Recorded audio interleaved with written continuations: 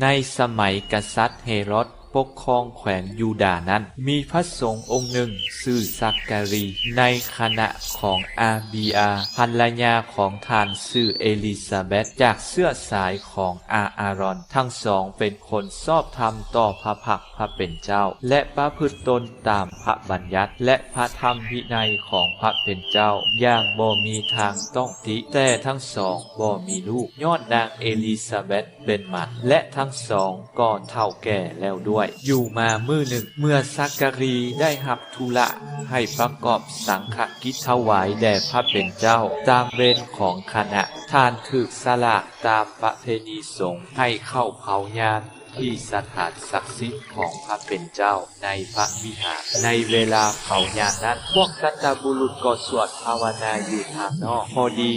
มีเทวดาของพระเป็นเจ้าประจักษ์ยืนอยู่เบื้องขวาพระแท่นเผายานเหตุดังนั้นซักการีก็ตกใจย่านแต่เทวดากล่าวแก่ท่านว่าซักการีเอ๋ยอย่าย่านเลยด้วยว่าพระเป็นเจ้าได้ทรงรับคำวิงวอนของท่านแล้วนางเอลิซาเบธภรรยาของท่านจะบังเกิดบุตรชายคนหนึ่งท่านจะใส่ชื่อว่ายวงเด็กนั้นจะนำความชื่นยินดี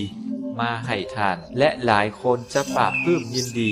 ในมื้อเด็กนั้นเกิดมาย้อนว่าเด็กนั้นจะเป็นผู้ยิ่งใหญ่ต่อพระพักพระเป็นเจ้าเขาจะบ่กินเหล้าหรือของเมาใดๆและจะเต็มเพียบด้วยพระจิตเจ้าแต่เวลายังอยู่ในอุทรมารดาจะเป็นผู้พาชาวอิสราเอลหลายคนลบมาหาพระองค์พระเจ้าของพวกเขาจะเดินไปก่อนพระองค์เจ้าด้วยจิตและแห่งกำลังดังทานเอลีเพื่อนำบุตรหลานให้เป็นน้ำหนึ่งใจเดียว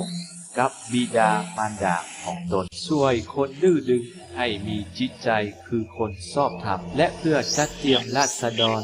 ให้ต้อนรับพระองค์เจ้าซักการีถามเทวดาว่ามีหยังประกันพอให้ข้าน้อยเชื่อได้บ่ย้อนว่าข้าน้อยก็เฒ่าหลายและภรรยาก็แก่อายุแล้วด้วยเทวดาจึงตอบว่าเฮาแม่นกาเบรียลผู้ยืนอยู่ต่อพระพักของพระเป็นเจ้าพระองค์ได้ทรงเฮามาเพื่อแจ้งข่าวดีนี้ให้ท่านทราบนี่แหละ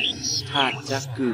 และปากบ่ได้จนกว่าเหตุการณ์นี้จะเป็นมาย้อนว่าท่านบ่เชื่อความเว้าของเฮาที่จะเป็นมาตามเวลากำหนดส่วนประชาชน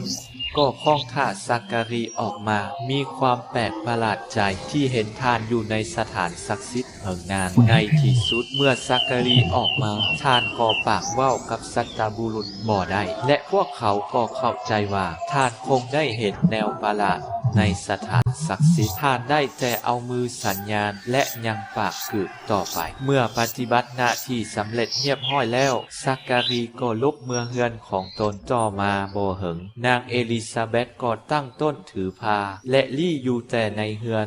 เป็นเวลา5 เดือนนางเว้าว่าเดี๋ยวนี้พระองค์เจ้าได้ทรงพระกรุณาช่วยข้าพเจ้าให้พ้นจากความอับอายต่อหน้าคนทั้งหลายแล้ว